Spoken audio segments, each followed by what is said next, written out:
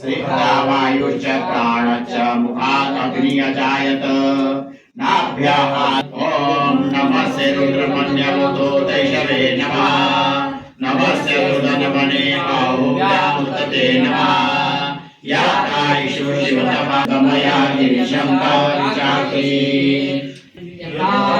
सर्वमित्यदशकं सुमनास आदिवो तदधिवक्ता प्रथमो देयोष अय्याञ्जमयं सर्वाचयातु धामये चेमागम्रावितोषुता सहस्रशो वैशाखमेधीमहे दुर्गयाजनः नमो अस्मदीनग्रीवाय सहस्राय विदुषे अतो ये सद्वानां तेजो अग्रं नमः विमुचन्तु भयोरातियोग्याम् याजकैश्वापराता भगोपपा भगिनो विषयो पाठवानमो अनेशन्नशेषवाहुरस्य शङ्कति याते तिमिरुष्टमस्ते बहुमते तनो तया स्वामितमयक्षम्या परिपूजा नमस्य स्वायुधाय नाथताय त्वयि ते तन्मनो ये यस्मै प्रणुषिता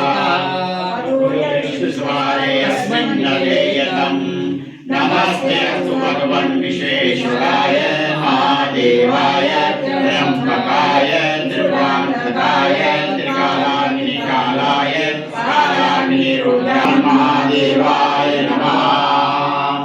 ओम नमो हिरण्यकालवे सेनाने दिशांतपतये नमो नमो वृक्षेभ्यो हरितेभ्यः पशूनां पतये नमो नमः सस्यजनाय श्रीमते कवीनां पतये नमो नमो पवृषाय विनेशाय कवीतने पुष्टाय जगतां पतये नमो नमो रुद्राय भृताग्निशेनानां पतये नमो नमः स्तुताय अनन्याय वनानां पतये नमो नमो नमो ज्ञानाय च क्षेम्याय च नमः भव्याय च कल्याय च नमः शून्याय च वसन्याय च नमो वन्याय च कक्षाय च नमः शुभाय च प्रचर्वाय च नमः सुषीणाय च शुभाय च नमः शूराय च विन्दते च नमो वर्मिणे च वरुदिने च नमो द्विमिने च कवचिने च नमः शुभाय च सेनाय च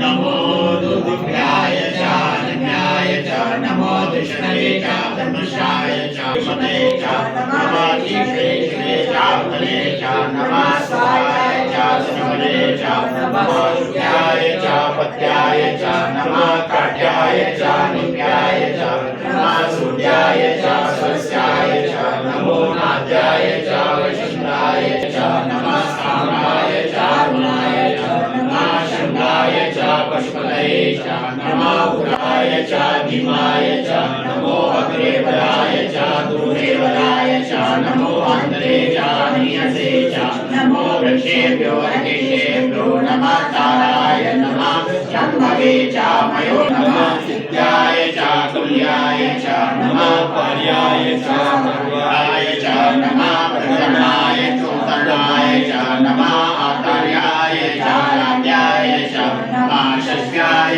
च पिण्याय च नमः सिकत्याय च प्रस्थये च नमो घोषाय च प्रियाय च नमः सत्याय च गियाय च नमः काट्याय नमो विद्याय च नित्याय च नमः पापुसंस्याय च रस्याय च नमः शुष्काय त्रिविंशतिमे त्रयोत्रिंशतिमे पञ्चविंशतिश्च मे सप्तविंशतिश्च मे नवविंशतिश्च मा एकात्रिंशतिश्च मे त्रयत्रिंशतिश्च मे सहस्रश्च मे अष्टौश्च मे द्वादशश्च मे षोडशश्च मे विंशतिश्च मे चतुर्विंशतिश्च मे अष्टाविंशतिश्च मे द्वात्रिंशतिश्च मे चत्वारिंशतिश्च मे अष्टाचत्वारिंशतिश्च मे पांचश्च प्रसवश्च बीजश्च कृतश्च शुभश्च बुद्धश्च विष्णश्च दयानश्च आर्दयश्च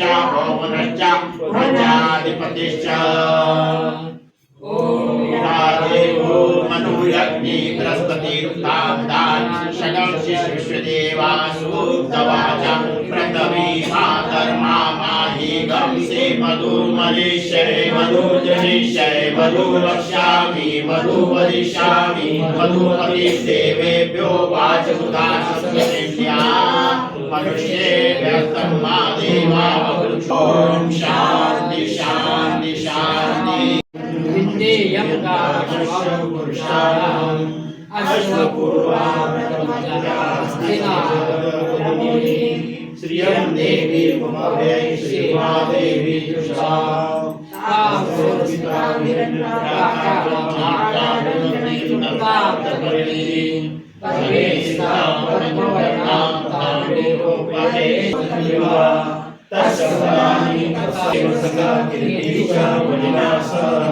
प्रादुर्भूतो अस्मि राष्ट्रे अस्मि देशां लक्ष्मीनाश्याम्यम् असृतभूतिं समृद्धिं च सर्वान्निर्विघ्नात् गन्धद्वारादिरादर्श पुरुषाय विद्महे महादेवाय धीमहि तन्नो रुद्रः प्रचोदयात्।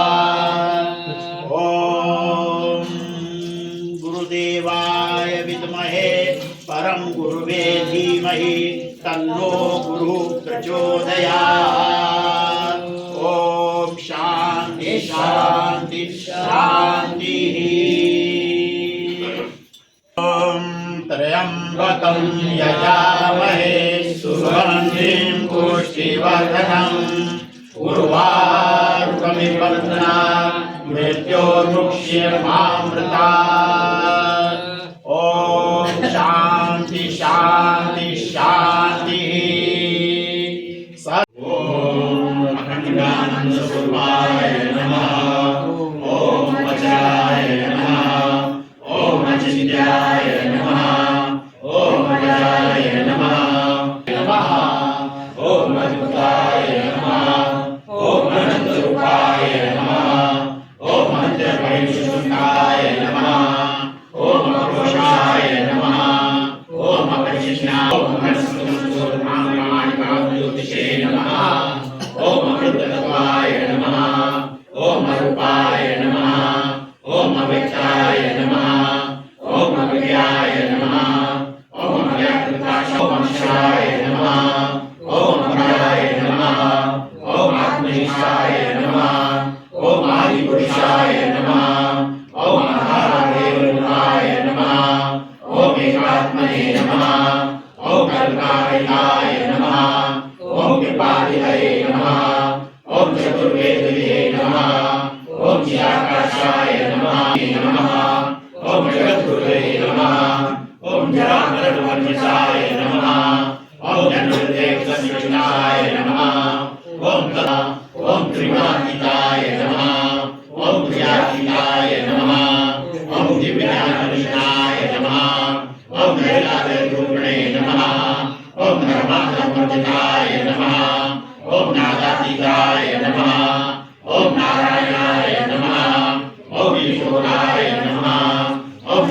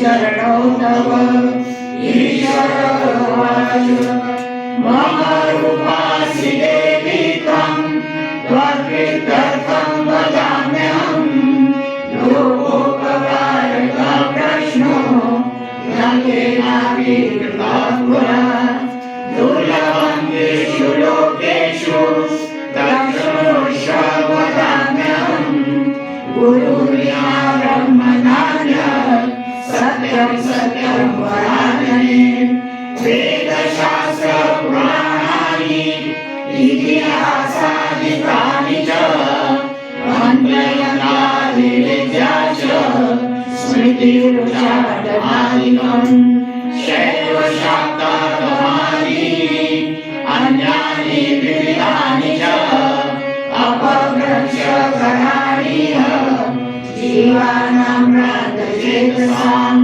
यज्ञोव्रतां गुरुर्जात्मनो नान्यत् सत्यं सत्यं न संशयः कर्मवाक्यं प्रयत्नस्तु कर्तव्योऽपि मनीषी गूढविद्या जगन्माया देहे च हृदयप्रकाशेन गुरुशब्देन कथ्यते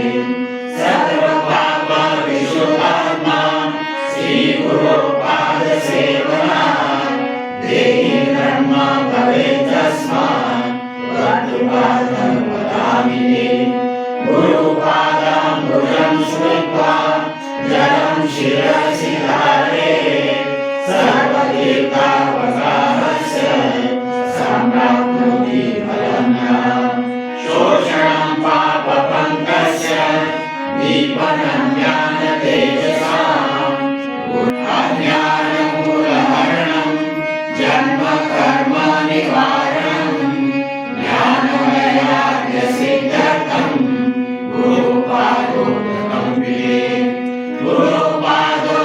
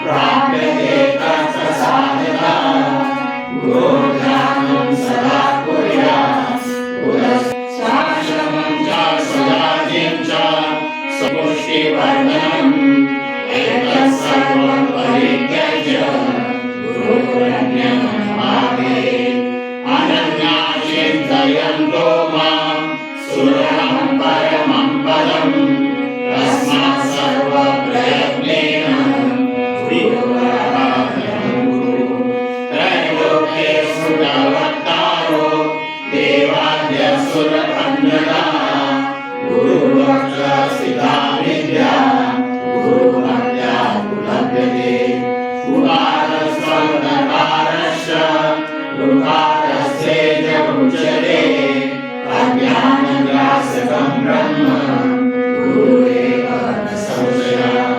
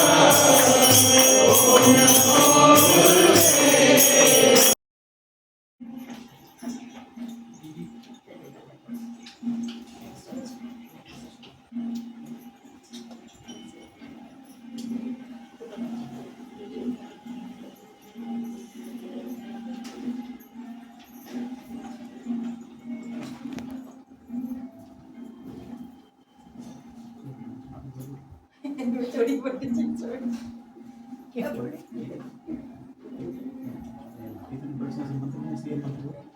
वो तो और मान गया नहीं मामा बोला हाँ मामा को तो बोलना तेरी मामा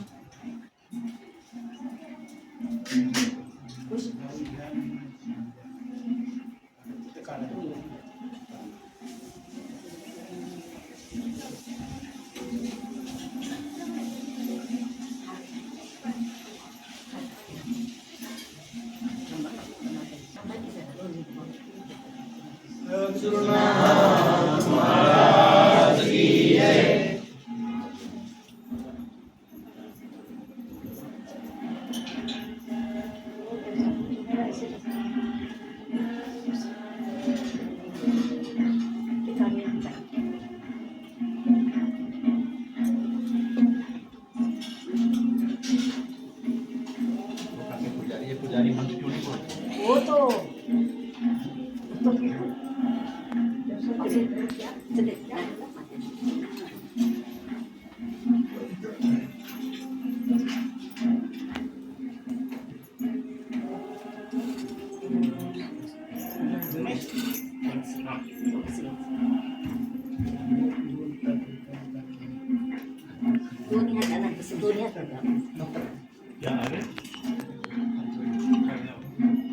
हरि ओम नमोस्तकाय सहस्रकृते सहस्रपादाक्षशिरोभा सहस्रनाम्ने पुरुषाय शाश्वते सहस्रकोटिविभुधारिणे नमः कमलनाभाय नमस्ते जलशायिने नमस्ते केशवाय वासुदेवाय नमस्ते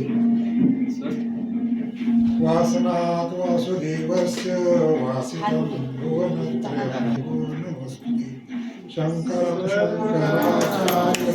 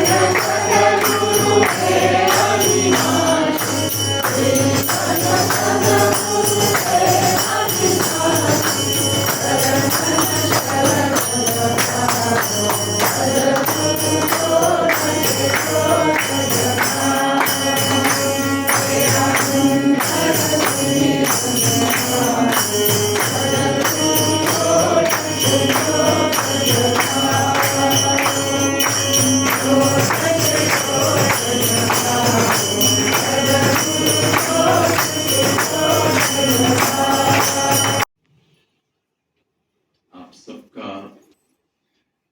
बहुत प्रेम से सम्मान से हार्दिक स्वागत।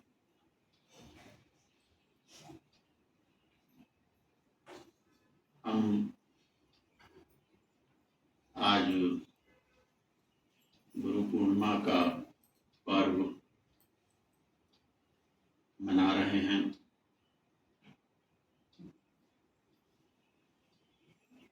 श्री गुरु पादुका अभिषेक करके,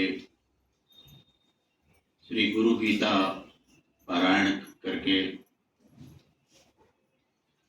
कुछ थोड़ा देर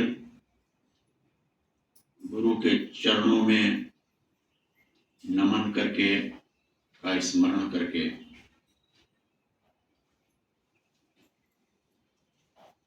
किसी भी प्रकार से हो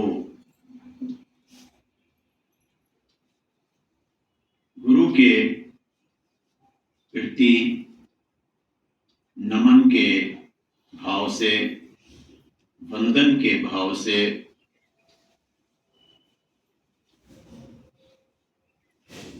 अपने श्रद्धा को, अपने आभार को व्यक्त करना ही ये गुरु पूर्णिमा मनाने का उद्देश्य होता है। एक बार एक गुरु के गुरुकुल में जो भी वहां पे शिष्य थे, जिन्हों की वहां शिक्षा दीक्षा जो प्राप्त कर रहे थे, जब उनकी शिक्षा दीक्षा पूर्ण हो गई तो दीक्षांत समारोह का दिन आया। सब लोग अपनी शिक्षा पूर्ण करके जो भी कुछ उनको सीखना था वो सब सीख कर जब जाने लगे तो गुरु ने कहा कि मैं तुम सबकी परीक्षा लूंगा आज जाने से पहले, और उस परीक्षा में जो सबसे अधिक नंबरों से उत्तीर्ण होगा उसको मैं एक विशेष पुरस्कार दूंगा। तो गुरु ने कहा कि तुम सभी लोगों को एक एक चित्र बनाना है और जिसका चित्र सबसे सुंदर होगा उसको मेरी तरफ से विशेष पुरस्कार मिलेगा। सभी शिष्यों ने, विद्यार्थियों ने जो भी थे, उन्होंने चित्र बनाना शुरू किया। कुछ ही देर में सबने अपने अपने चित्र बनाकर गुरु को दिखाए। गुरु ने देखा, सबने अपने अपने ढंग से अपने अपने मनोभावों को व्यक्त करा था चित्रकारी के माध्यम से, चित्रों के माध्यम से। गुरु देखते रहे, देख के रखते रहे एक बाजू में, सबको बोलते रहे बहुत अच्छा है, बहुत सुंदर है, बहुत अच्छा है। अंत में एक शिष्य था जो कि आश्रम का, उस गुरुकुल का सबसे मंद बुद्धि का शिष्य माना जाता था। इसको हम आजकल की भाषा में बैक बेंचर कहते हैं, पिछड़ी हुई बुद्धि का। उसका चित्र गुरु के सामने आया तो मंद बुद्धि था, तो कोई बहुत बड़ा चित्र, बहुत सुंदर चित्र वो नहीं बना पाया था। उसके चित्र में सिर्फ 2 आंखें बनी हुई थी, 2 आंखों का स्केच बना हुआ था सिर्फ उसके चित्र में, और उन आंखों से आंसू बह रहे थे। गुरु ने उस चित्र को देखा, देखने के बाद बोला, अब जरा तुम्हारा चित्र सर्वश्रेष्ठ है और तुम्हारा पुरस्कार ये है कि तुम इसी आश्रम में रहोगे। बाकी सब लोग जा सकते हैं, सबकी दीक्षा पूर्ण हो गई, सबकी शिक्षा पूर्ण हो गई, बाकी सब जा सकते हैं, तुम इसी आश्रम में रहोगे, ये पुरस्कार तुम्हारा है। सिर्फ 2 आंखें और उनसे अश्रु बह रहे थे। कौन से आंसू थे वो? मंद बुद्धि था, उसके पास कुछ ज्ञान नहीं था, कुछ बहुत बड़े बड़े अनुभव नहीं थे उसके पास, लेकिन उसने उन 2 आंखों से जो अश्रु बह रहे थे, उसने अपने मनोभावों को व्यक्त किया था। कौन से आंसू थे वो? भक्ति के आंसू थे, प्रेम के आंसू थे। भक्ति के आंसुओं का, प्रेम के आंसुओं का एक अलग ही सौंदर्य होता है। इन आंसुओं का आनंद वही जानता है जो कि वो दिव्यता के, वो दिव्य शक्ति के प्रेम में जो डूबा है। आजकल के यंगस्टर्स के बीच में एक फ्रेज बोला जाता है, कोई किसी का किसी से प्रेम हो जाता है तो इंग्लिश में बोलते हैं कि he or she is fallen in love, fallen in love। तो जो वो दिव्य शक्ति के प्रेम में जो गिर गया है, जो पड़ गया है, वही उन आंसुओं के सौंदर्य को, उनके स्वाद को वही जान सकता है। यह गुरु पूर्णिमा इसी दिव्य प्रेम की खिलावट का ये उत्सव है। ये समारोह जो हम मना रहे हैं, ये एक भक्त के प्रेम का उत्सव है,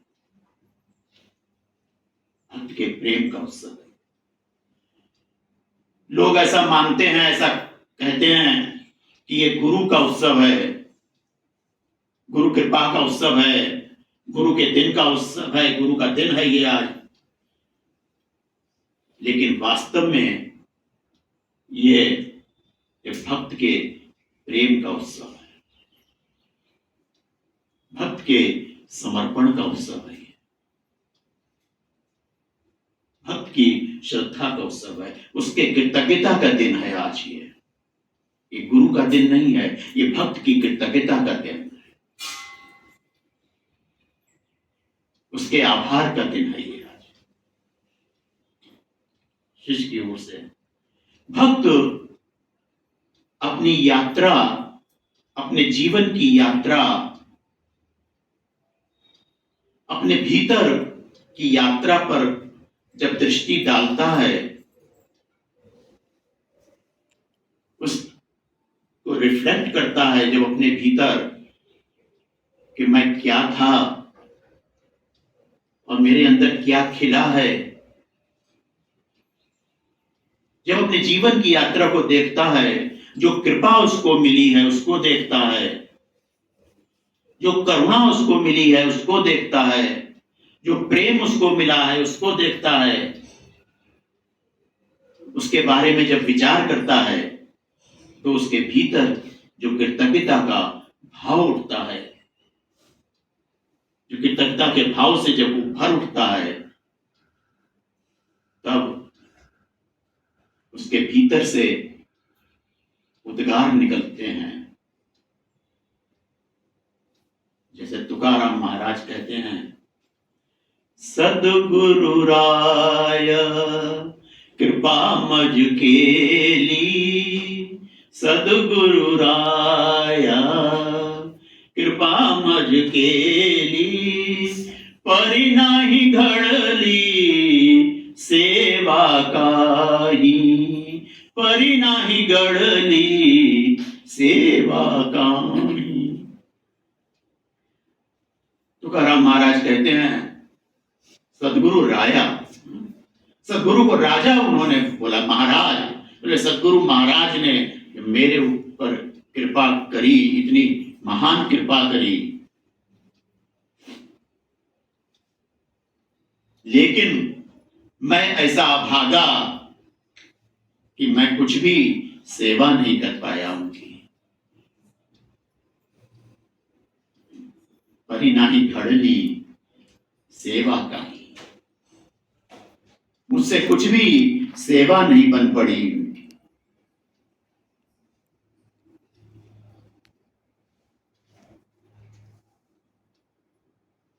जो भक्त होता है वो बहुत कुछ करके भी कहता है कि मुझसे तो कुछ हो ही नहीं रहा है, मुझसे कुछ हुआ ही नहीं है, मैं कुछ कर ही नहीं पाया हूं गुरु के लिए। लेकिन जो शिष्य होते हैं, विद्यार्थी होते हैं, वो थोड़ा सा भी करके चाहते हैं कि उनका बहुत प्रचार हो, कितना बड़ा काम मैंने किया है, कितना कुछ मैंने करा है गुरु के लिए, और गुरु मेरी प्रशंसा ही नहीं करता है, मेरा आभार ही नहीं मानता है गुरु। ये शिष्यों का गुण है, ये विद्यार्थियों का लक्षण है। भक्त कहता है कि परी नाही घड़नी सेवा का, कुछ भी सेवा नहीं बन पड़ी मुझसे। गुरु ने इतनी कृपा करी है मेरे ऊपर, इतना अनुग्रह किया है, मुझे क्या से क्या बना दिया है, लेकिन मुझसे कुछ भी नहीं बदले में हो पाया। 3 तरह के लोग गुरु के पास आ जाते हैं। एक विद्यार्थी होते हैं, विद्यार्थी कुछ सूचनाएं चाहता है, कुछ इंफॉर्मेशन चाहता है, कुछ सीखना चाहता है। ध्यान की विधि क्या है, ज्ञान की विधि क्या है, उस पुस्तक में क्या लिखा है, उसमें क्या लिखा है, वो सब पढ़ना चाहता है, सूचना इकट्ठी करना चाहता है। गुरु के पास कुछ पढ़ने जाता है, सीखने जाता है। फिर दूसरी कैटेगरी होती है शिष्य की, साधक जिसको कह रहे हैं। साधक अपने भीतर कुछ रूपांतरण चाहता है, कुछ परिवर्तन चाहता है, वो कुछ दृष्टांत चाहता है, कुछ अनुभव चाहता है। वो ये साधक का, शिष्य का लक्षण है। फिर तीसरी कैटेगरी होती है भक्त की। भक्त ना ज्ञान चाहता है, ना अनुभव चाहता है, ना दृष्टांत चाहता है, ना कुछ पढ़ना चाहता है, ना कुछ सीखना चाहता है। वो बस प्रेम में पढ़कर आनंदित होता है, उस प्रेम का स्वाद लेकर बस वो आनंदित होता है। वो बस सेवा में आनंद का अनुभव करता है, वही उसके लिए सब कुछ होता है, वही उसके लिए जीवन धन होता है। प्रेम का अनुभव,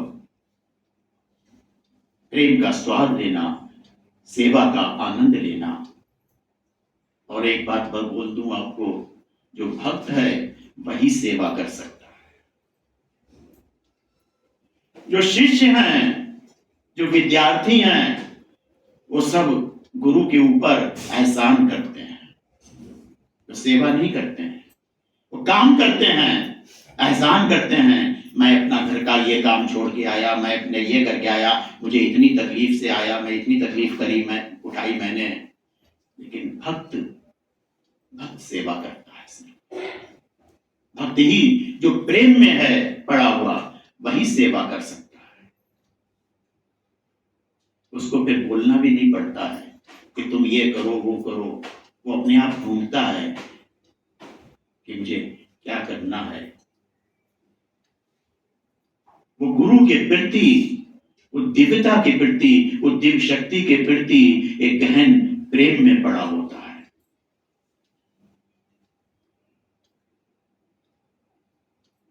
उसके स्वाद में इतना आनंदित होता है, इतना आनंदित होता है कि उसको फिर कुछ भी और दूसरा कुछ उसकी ना चाह होती है, ना उसको दिखाई पड़ता है। एक अभंग है, सदगुरु सरीखा असति पाठे राखा, इतना चा लेखा कौन करी। इस सदगुरु की महान कृपा मुझे प्राप्त हो गई है। सदगुरु जैसे श्रेष्ठ महान पुरुष की महान कृपा मुझे प्राप्त हो गई है।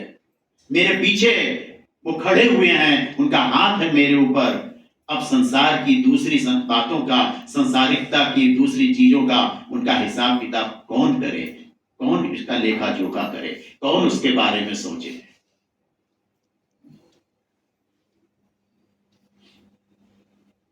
वो इसकी परवाह नहीं करता है जो भक्त है कि कुछ मिल रहा है गुरु के पास या नहीं मिल रहा है, कुछ मुझे लाभ हो रहा है या नहीं हो रहा है, मेरी कोई तकलीफ दूर हो रही है या नहीं हो रही है। वो सिर्फ प्रेम में होता है। गुरु के पास होना ही उसका आनंद है, उसके प्रेम में डूबे रहना ही उसका आनंद होता है। भगवान बुद्ध का एक बहुत बड़ा शिष्य, जो उनके कुछ थोड़े से महान शिष्य थे, प्रमुख, उनमें से एक था सारीपुत्र। एक दिन भगवान बुद्ध ने सारीपुत्र को कहा कि तुम्हें अब मैं जो भी कुछ दे सकता था, जो कुछ मेरे पास था, तुम्हें सब मिल गया है। सारीपुत्र की प्रतिष्ठा बहुत थी, उसको आत्मज्ञानी माना जाता, सब लोग उसको आत्मज्ञानी कहते थे, इनलाइटेंड बीइंग। तो गुरु महात्मा बुद्ध ने कहा कि तुम को आत्मज्ञान हो गया है, जो भी कुछ ज्ञान की पराकाष्ठा हो सकती थी, जो भी कुछ मैं तुमको दे सकता था, वो सब तुमको मैंने दे दिया है। अब तुम यहां से जा सकते हो संसार में, और संसार के लोगों को जाकर उनका मार्ग, धर्म का, अध्यात्म का बता सकते हो। तुम मेरा कार्य करो अब तुम संसार में जाकर। सारीपुत्र ने सुना, गुरु की आज्ञा थी, चला गया और जाके एक जगह एक झाड़ के नीचे खड़ा होकर रोने लग गया। किसी ने पूछा कि सारीपुत्र, आप तो आत्मज्ञानी हैं, आत्म साक्षात्कारी हैं आप, और आप ऐसे रो क्यों रहे हैं? सारीपुत्र ने कहा कि इस आत्मज्ञान को टाला जा सकता था आगे, इस आत्मज्ञान की प्रतीक्षा करी जा सकती थी, पर मुझे जो बुद्ध के चरणों में बैठने से जो खुशी मिलती थी, जो आनंद मिलता था, उस आनंद से अब मैं वंचित हो जाऊंगा। वो आनंद, वो खुशी जो मुझे बुद्ध के चरणों में बैठने से मिलती थी, अपने मास्टर के, सदगुरु के चरणों में बैठने से मिलती थी, उस आनंद से अब मुझे वंचित होना पड़ेगा। वो आनंद अब मुझे नहीं मिल पाएगा। आत्मज्ञान तो ठीक है, होता रहता, प्रतीक्षा मैं कर सकता था आत्मज्ञान की, लेकिन ये खुशी, सदगुरु के चरणों में बैठने की खुशी, ये आत्मज्ञान से बढ़कर थी। ये है भक्ति, ये है समर्पण, ये है श्रद्धा। और जब ऐसी भक्ति का फूल हमारे भीतर खिलता है, हमारे अंतस में, तो सब कुछ हमारे लिए दिव्य हो जाता है। सब कुछ दिव्य हो जाता है। जब आप बोलते हैं तो आप नहीं बोलते हैं, आपके भीतर से सदगुरु बोल रहा होता है, वो सदगुरु आपके माध्यम से बोल रहा होता है। आपका उठना, आपका बैठना, आपका बोलना, कबीरदास ने कहा है कि उठूं बैठूं सो परिक्रमा। ये परिक्रमा मैं कर रहा हूं, मेरा उठना बैठना जो है ये परिक्रमा हो रही है, प्रदक्षिणा हो रही है। जो मैं बोल रहा हूं वो प्रार्थना हो रही है, जो मैं खा रहा हूं वो नैवेद्य लग रहा है। सब कुछ फिर दिव्य हो जाता है जब वो प्रेम के फूल भीतर खुलते हैं। फिर आप नहीं सोचते हैं, वो सदगुरु आपके भीतर से, आपके माध्यम से सोच रहा होता है और आपको मार्ग पे लगा रहा होता है।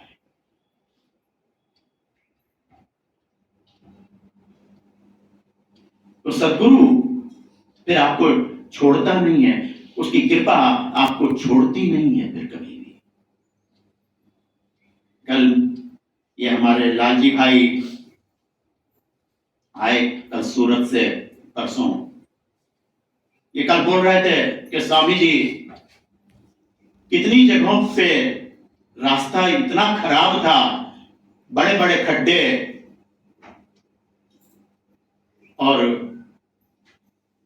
बड़ा मुश्किल था गाड़ी चलाना, लेकिन मेरे साथ में एक आश्चर्य हो रहा था। मुझे लग रहा था कि मैं गाड़ी नहीं चला रहा हूं, कोई और गाड़ी चला रहा है। इतने बड़े बड़े खड्डे रास्ते में आ रहे थे, लेकिन मेरी गाड़ी किसी भी खड्डे को टच नहीं कर रही थी, किसी गड्ढे में गाड़ी का चक्का नहीं पड़ रहा था।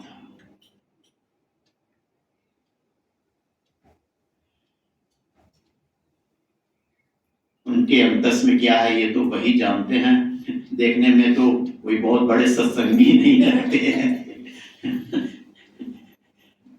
लेकिन कुछ है उनके भीतर।